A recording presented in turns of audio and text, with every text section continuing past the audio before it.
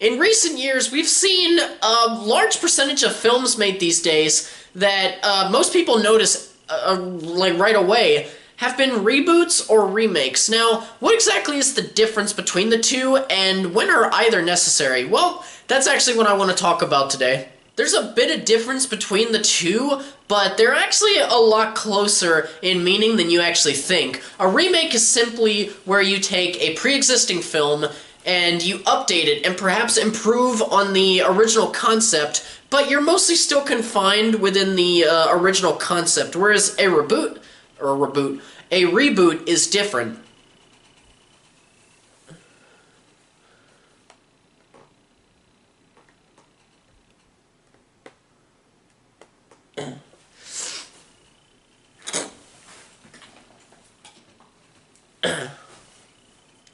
The basic definition of a reboot is when filmmakers discard all continuity from an established series in order to recreate its characters, the timeline, and the backstory from the beginning, perhaps to kickstart a new franchise. But that's not always the case. A reboot can also be a sequel that has come out many years after the last, and it's there to reinvigorate interest in the franchise. For the latter, we have two great examples.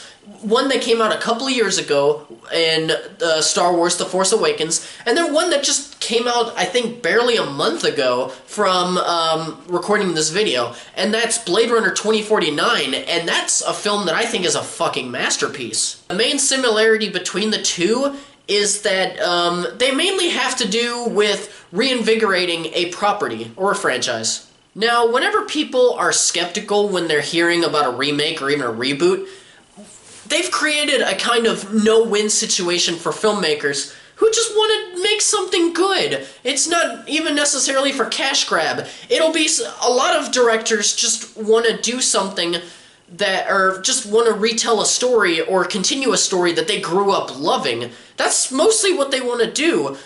But fans of already established properties often say that in order to be completely pleased with the filmmakers and the studio for making the new property, the reboot must not make subtle or significant changes to the plot. The film must have everything that was great about the previous film or films, if it's a sequel, and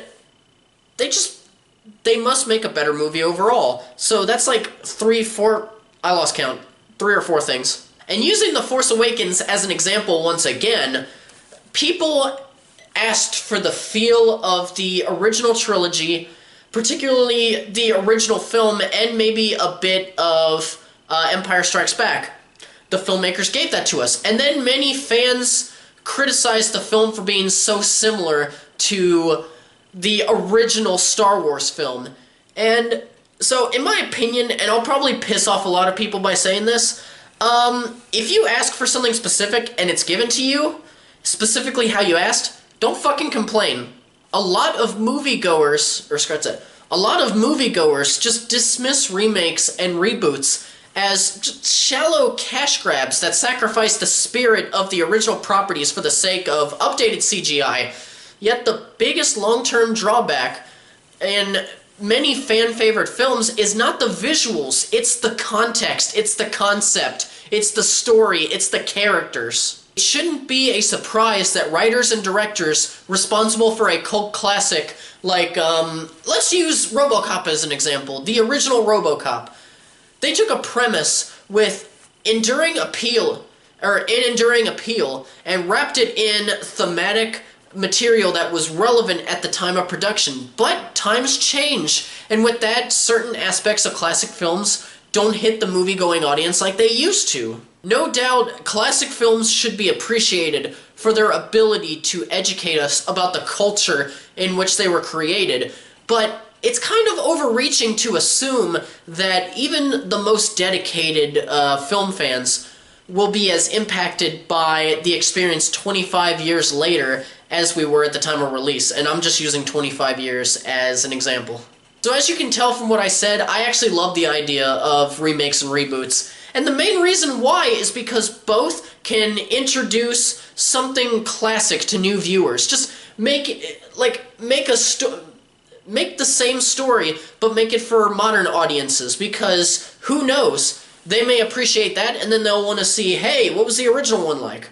Reimagining characters isn't even a new thing. For centuries, artists have been revitalizing other people's creations through oral traditions, written works, and in the radio. And film just so happens to be the most public and most recent medium to actually regularly revisit popular characters. I mean, look at how many times Batman has been revised and updated just in the films alone. Or Sherlock, for example.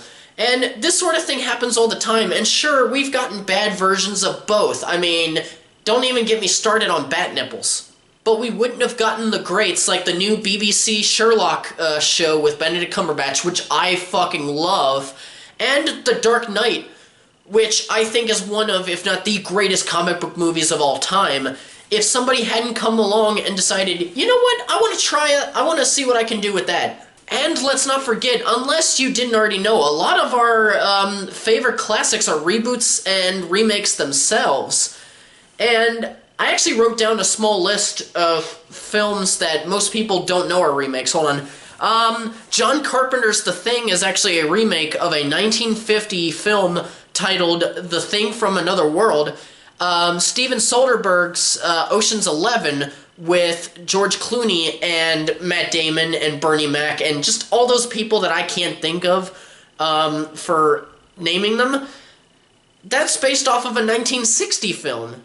And then Brian De Palma's Scarface with Al Pacino, which is considered one of the greatest gangster films of all time, is a remake of a film from 1932. And I didn't write this down, but the new Ben-Hur that came out in 2016, that's a remake of a 1959 film, which is one of my favorite films of all time. And then that one was a remake of another film, I actually don't remember when it was made. If those filmmakers weren't willing to risk remaking a property, we wouldn't have gotten movies like that. But of course, we do have films that are obviously cash grabs. I mean, the most recent Teenage Mutant Ninja Turtle films that were produced or executive produced or whatever by Michael Bay, and the 2016 Ghostbusters are great examples of obvious cash grabs. But, bottom line, when is a reboot or a remake necessary? I've alluded to a couple of the reasons throughout the film, but I will specify right now. I think that they are necessary when the film improves on the original, and not just in one category like visual effects, because that's easy to improve, especially because visual effects technology is being improved every single day in some little way. And of course, when it brings something good to the property. I mean, that's it for me, plain and simple. Well, that'll do it for me today. Now it's your turn. Jump in the comment section down below and just tell me what your guys' opinions are on remakes and reboots, or both. And just tell me, do you actually agree with my points, or do you have a counterpoint? I would really love to know. Also, please subscribe if you haven't already for more reviews and content, and as always, thank you so much for watching, and farewell until the next video. Bye.